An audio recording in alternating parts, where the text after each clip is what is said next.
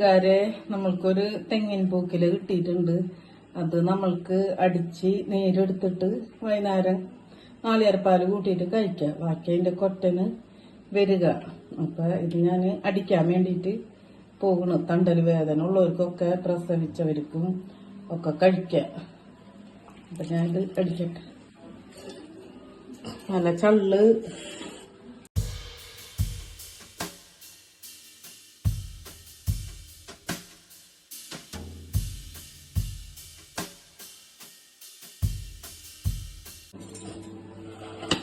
നിന്റെ നീര് അടിച്ച് ഫ്രിഡ്ജിൽ വെക്കണം. ആദ്യമൊക്കെ ഇടലും കുടിക്കലും ഇതാണ്. വൈകുന്നേരം നേരത്തൊക്കെ ഇതിടാ.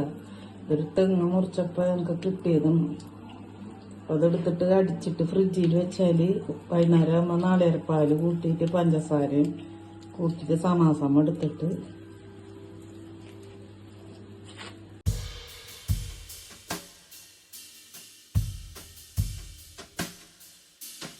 അടിച്ച് നല്ലോണം ഈ വെണ്ണ പോലെ അരച്ചെടുക്കുക. എന്നിട്ട് കടിച്ചിട്ട് അടിച്ചിട്ട് എടുക്കുക. കുറച്ച് ശർക്കര എടുത്തിട്ടുണ്ട്. മധുരം നോക്കിയിട്ടാണ് ഇടുക. ഇത്ര വിൽക്കണുണ്ട്. ഇത് തൊണ്ടൽ വേദനക്കൊക്കെ നല്ലത് മിഠായി ലേഖ്യം ഉണ്ടാക്കിയിട്ട് കഴിക്കുന്നത്. എനിക്ക് ഒരു 1/4 ടീസ്പൂണ് ഉപ്പ്, 1 കപ്പ് ഗോതമ്പ് പൊടി, അതേ 1 കപ്പിൽ തന്നെ അരിപ്പൊടി,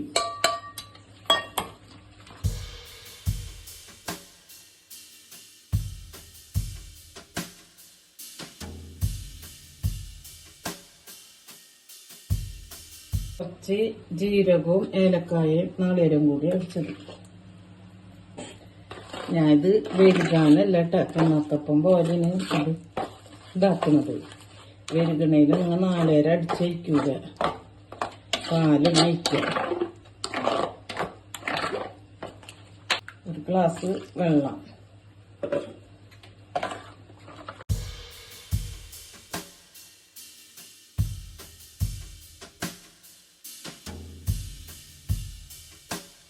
ഇതിലേക്ക് 1 ടീസ്പൂണ് നെയ്യിടാം. ഇതിലേക്ക് ശർക്കര പാനി വയ്ക്കുക.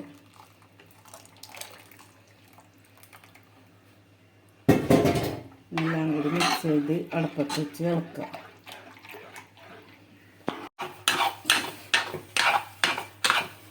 ഇതിൽ 4 ടീസ്പൂണ് നെയ്യ് ഒഴിച്ചിട്ടുണ്ട് കേട്ടോ. ഒരു 10 മിനിറ്റും കൂടി ആയാൽ ഇത് ശരിയാവും. കുട്ടികൾക്ക് കൊടുക്കണ്ട കേട്ടോ. ചെറുപ്പത്തിലൊക്കെ നേരെ തണ്ടൽ ഉറക്കണം. ഇത് ചള്ള പൂക്കളിന് കാരണം ഫുള്ള് അരച്ചെടുത്ത് മിക്സിയിൽ. എല്ലാവർക്കും ഇഷ്ടപ്പെട്ടെങ്കിൽ സബ്സ്ക്രൈബ് ചെയ്യുക, ബെല്ലൈക്കൻ അമർത്തുക. വൃത്തിയിൽ കണക്കെടുത്ത് പൂക്കില നിങ്ങളുണ്ടാക്കുമ്പോഴും അങ്ങനെ തന്നെ വെള്ളത്തിൻ്റെ അംശം തീരുണ്ടാകരുത്. ഇപ്പം മുറിച്ച് തിന്ന് പോണാണ്.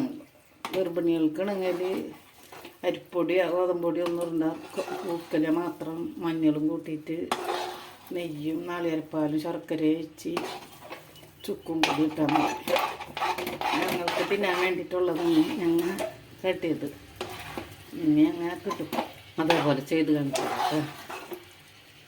ഗ്യാസ് ഓഫ് ചെയ്യുന്നു.